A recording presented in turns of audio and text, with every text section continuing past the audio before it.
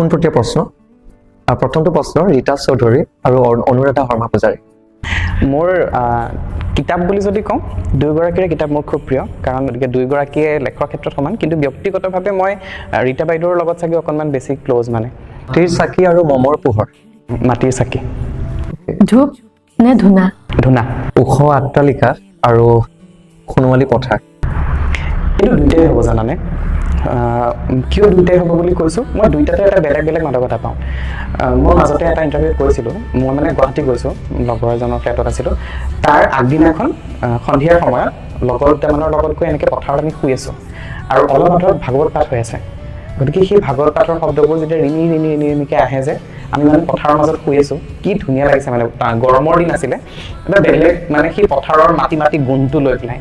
তাৰ পিছদিনাই মই গুৱাহাটীৰ সেই ফ্লেট এটাত আছোঁ তাৰ বেলকনিটোত বহি আছোঁ আমি দুটাই কফি খাই কথা পাতিছোঁ মই কিন্তু দুইটা সময় ভালকৈ মানে উদযাপন কৰিছোঁ লাভ মেৰেজ নে এৰেঞ্জ মেৰেজ আচলতে প্ৰেম বিবাহত চাগে বুজিবলৈ অকণমান বেছি ভাল নেকি কাৰণ মই যেতিয়া আগতে ভাল পোৱা গৰাকীৰ সৈতে চাগে জীৱনটো কটাবলৈ বেছি ভাল পাম জোনাকৰ পোহৰ আৰু বাৰিষাৰ বৰষুণ জোনাকৰ পোহৰ জোনাকৰ লগত একোৱেই নাহে তাৰমানে জোনাক কবিতা নে গল্প উপন্যাস ফাগুন আৰু বহাগ শৰৎ